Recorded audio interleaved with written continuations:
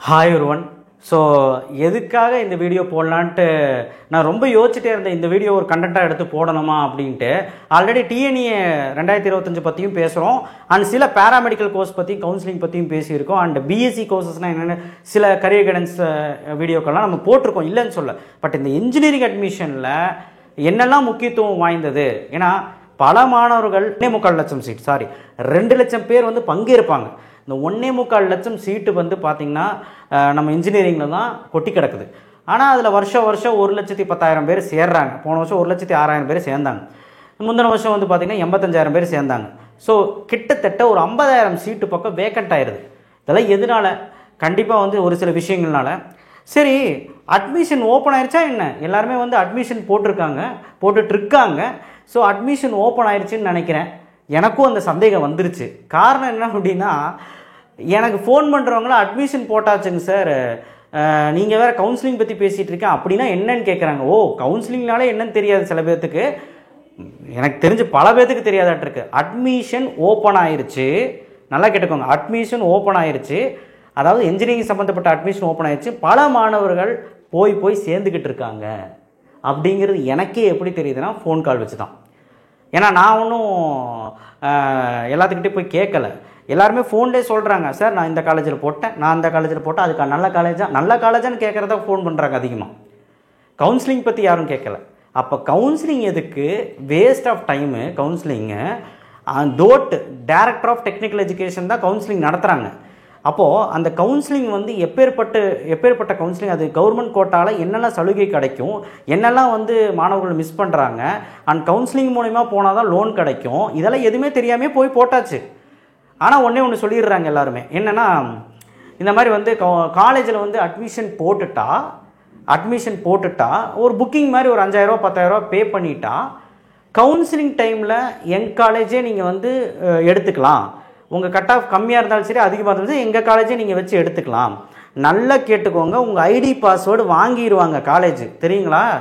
ID password வாங்கிடுவாங்க. ID password அவங்க வாங்கிட்டாங்கன்னா அவங்க காலேஜில் இருக்க எல்லா கோர்ஸுமே வச்சுருவான்.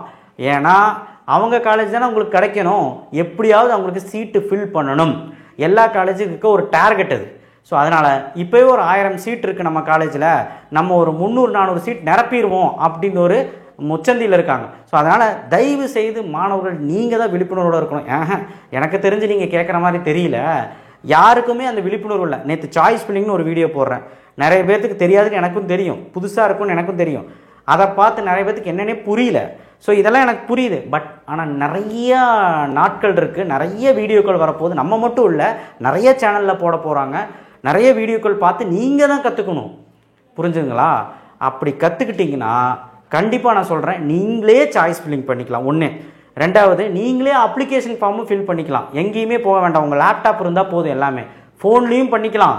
பட் ஃபோனில் பண்ணுறத விட லேப்டாப்பில் கொஞ்சம் சௌரியமாக இருக்கும். இந்த விஷயமெல்லாம் வீட்டிலே நீங்கள் வச்சு பண்ணிக்கலாம். தவிர தேவையில்லாமல் ஒரு 3வது பார்ட்டிக்கிட்ட போய் கேட்க முடியாது. அவன் ஒன்று சொல்லுவான்.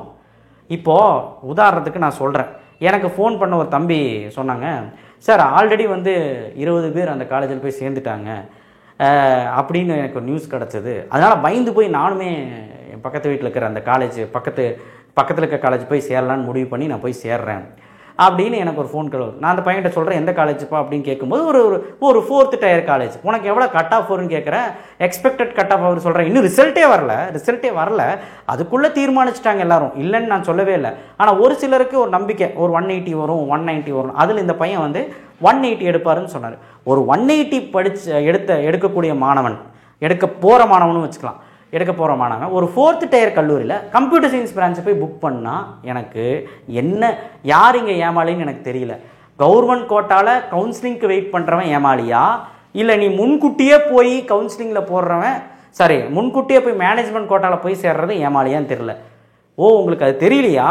என்னன்னா ஏன் ஏமாளின்னு சொல்கிறேன்னா, நீங்கள் நேரடியாக போய் சீட்டு போடுறதெல்லாமே மேனேஜ்மெண்ட் கோட்டா, அது கவர்மெண்ட் கோட்டா கிடையாது.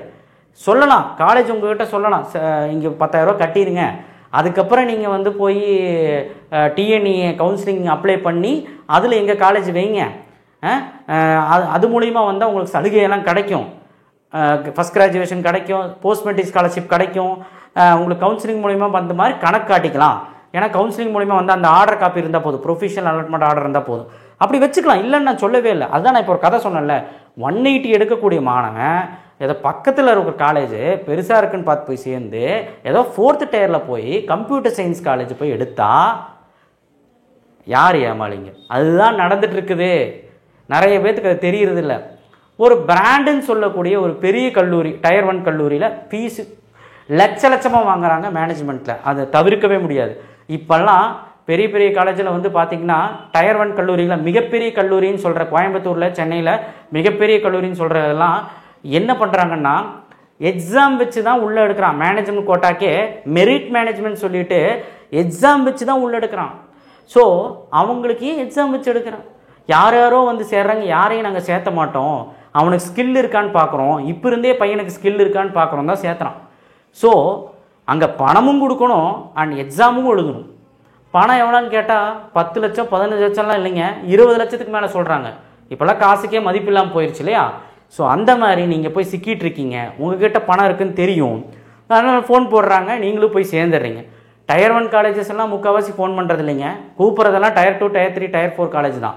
ஸோ நீங்கள் தயவு செய்து மாட்டிக்காதீங்க. முக்கியமாக இந்த லோ கட் ஆஃப் மாணவர்களுக்கு ஒன்று சொல்லிக்கிறேன். லோ கட் ஆஃப்னா யாருன்னா 150 கீழே வரவங்கள சொல்லிடுறேன். ஒன்று கம்ப்யூட்டர் சயின்ஸ் வேணும்னா உனக்கு பணம் இருக்குது, கோடியே பணம் இருக்குது, லட்சமாக பணம் இருக்குன்னா ஒரு நல்ல ஒரு டயர் 1 கல்லூரியில் டயர் 2 கல்லூரியில் போய் டொனேஷன் கட்டி சேர்ந்துட்டு தப்பே கிடையாது. பணம் இல்லை, லோ மிடில் கிளாஸு, நான் வந்து கீழே இருக்கிறவன், எனக்கு வந்து பணமே கிடையாது அப்படின்னு நினைக்கிறவன் கண்டிப்பாக வெயிட் ஃபார் கவுன்சிலிங். ஏன்னா நீ அந்த கவுன்சிலிங்லேயே ஒரு டயர் 2 கல்லூரியிலையோ ஒரு நல்ல காலேஜ் மெக்கானிக்கலோ சிவிலோ ட்ரிபிளையோ எடுத்துகிட்டு போயிடலாம். புரியுதா? ஸோ அதனால் கோர்ஸுக்கு முக்கியமாக அப்படின்னு கேட்டால் கோர்ஸ் முக்கியம் தான், இல்லைன்னு சொல்லலை. பட் 90% 80% நான் என்னை கேட்டால் நான் என்ன சொல்லணும்னா காலேஜ் தான் முக்கியம் சார். காலேஜும் முக்கியம், கோர்ஸும் முக்கியம் சார். அப்படி பார்க்கும்போது எனக்கு கவுன்சிலிங் ஏதோ ஒரு காலேஜ் ஏதோ ஒரு கோர்ஸ் கிடைக்கிறதுனால நான் பயமாக இருக்குது சார் கவுன்சிலிங் அப்ளை பண்ணுறதுக்கு. நான் பேசாமல் மேனேஜ்மெண்ட் கோட்டாலே போயிட்டான். சரி போய்க்கோங்க. டொனேஷனே இல்லாமல் தர காலேஜ்னா கண்டிப்பாக டயர் 3 டயர் 4 தான் இருக்க முடியும். கீழே இருக்க கல்லூரி, ரேங்கிங்கில் கீழே இருக்க கல்லூரியாக தான் இருக்க முடியும். ஏன்னா டொனேஷன் அவங்க வாங்க மாட்டாங்க, சீட்டு ஃபில் ஆனால் போதுன்னு சொல்லி காலேஜ் ஃபீஸ் மட்டும்தான் வாங்குறாங்க.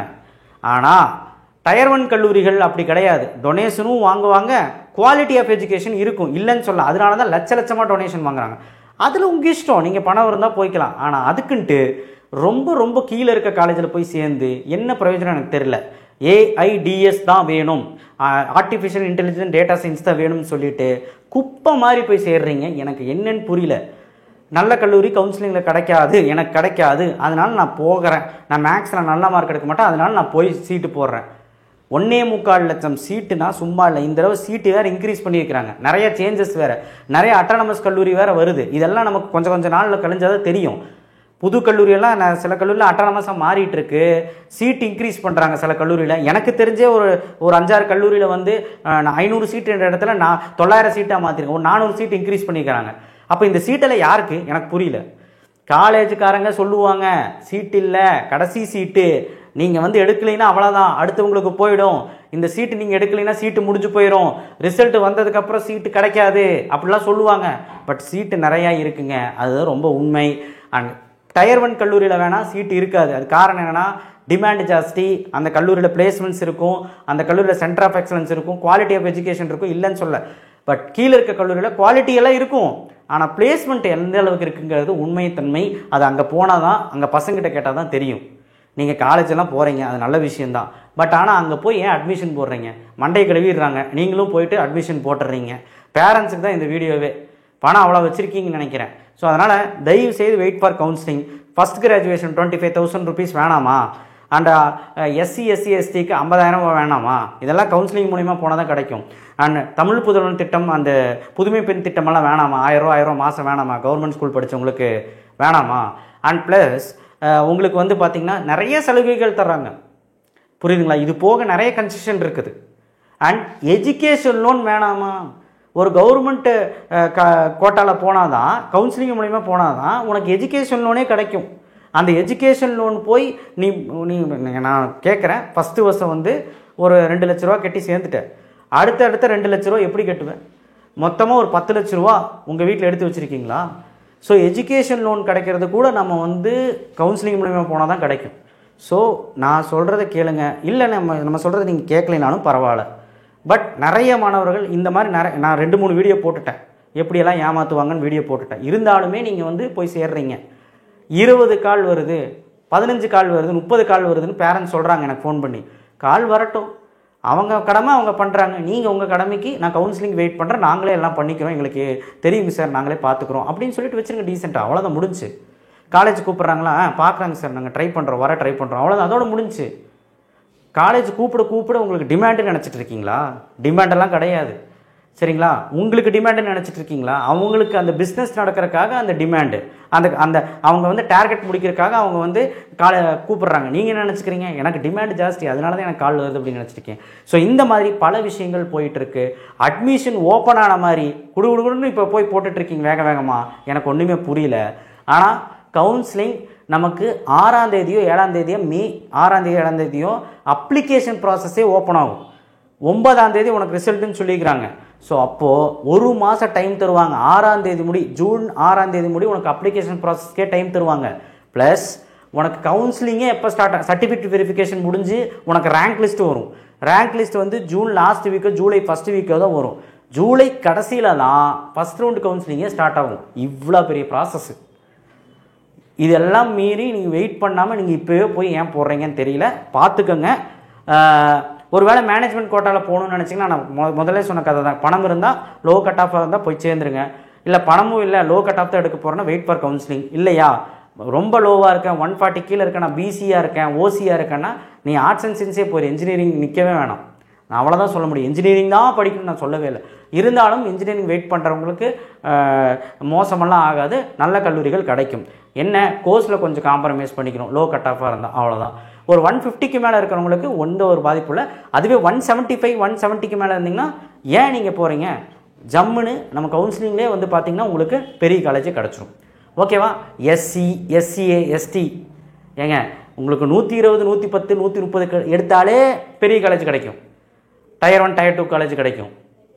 ஆனால் நீங்கள் பொறுமையாக இல்லை. என்ன பண்ணுறது? உங்களை மண்டையை கழுவுறாங்க, நீங்களும் போகிறீங்க, நீங்களும் அட்மிஷன் போடுறீங்க.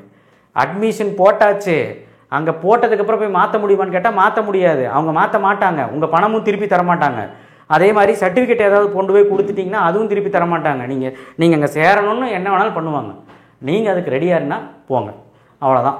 ஸோ எனிவே நேற்று ஒரு தம்பி கூட நான் வீடியோ பார்த்தேன். நான் வந்து அடிக்கடி அவர் வீடியோ பார்ப்பேன். அவரும் சொல்கிறாரு, நிறைய யூடியூப் சேனல் பார்க்குற எல்லாருமே விழிப்புணர்வு தராங்க. இப்போ நான் சொல்லி மட்டும் கேட்கவா போகிறீங்க? அவங்க சொல்லியும் கேட்கல, நான் சொல்லியும் கேட்கல. அட்லீஸ்ட் இந்த வீடியோ போய் சில பேருக்கு ரீச் ஆகுமே தான் இந்த வீடியோ போட்டேன். ஸோ தயவு செய்து இந்த விஷயத்தை யோசிச்சுட்டு தன்னிச்சையாக யோசிங்க. நிறைய விஷயங்கள் டிஎன்ஏ வெப்சைட்லேயே கொடுத்துருக்குறான். ஒரு கல்லூரியை போய் பார்க்கும்போது அந்த ப்ரீவியஸ் இயர் கட் ஆஃப் என்னன்னு போய் பாருங்கள். அந்த இதில் ப்ரீவியஸ் இயர் கட் ஆஃப் நம்ம தெள்ள தெளிவாக நம்ம டிஎன்ஏ வெப்சைட்டில் கொடுத்துருக்குறான். நீங்கள் போய் பார்த்தீங்கனாலே தெரிஞ்சிடும். அது ரவுண்டு 3ல் ஃபில் ஆச்சா, ரவுண்ட் 2ல் ஃபில் ஆச்சா, ரவுண்டு 1ல் ஃபில் ஆச்சா. 130 கட் ஆஃபில் ஒரு கல்லூரி சிஎஸ்சி க்ளோஸ் ஆகிருக்குன்னா அப்போ தெரிஞ்சுக்கோங்க நீங்களே அந்த கல்லூரி எப்படிப்பட்ட கல்லூரின்னு. அவ்வளோதான். இப்போ நீங்கள் முடிவு பண்ணிக்கோங்க. Okay, so thank you. அண்ட் ஏதாவது நான் தப்பாக பேசியிருந்தால் மன்னிச்சிருங்க. ஏன்னா சொல்ல வேண்டிய ஒரு சூழ்நிலை இருந்தது. நீங்கள் நம்ம சேனலை பார்க்குறீங்க, நம்பி எங்கிட்ட பேசுகிறீங்க. ஸோ அதனால தான் நான் ஒரு ஆதங்கமாக பேசிட்டேன், மன்னிச்சிருங்க. அண்ட் நிறைய வீடியோக்கள் வரப்போது நம்மளை ஃபாலோ பண்ணுங்கள். அண்ட் கீழே சப்ஸ்கிரைப் பண்ணுங்கள், லைக் பண்ணுங்கள். தேங்க்யூ.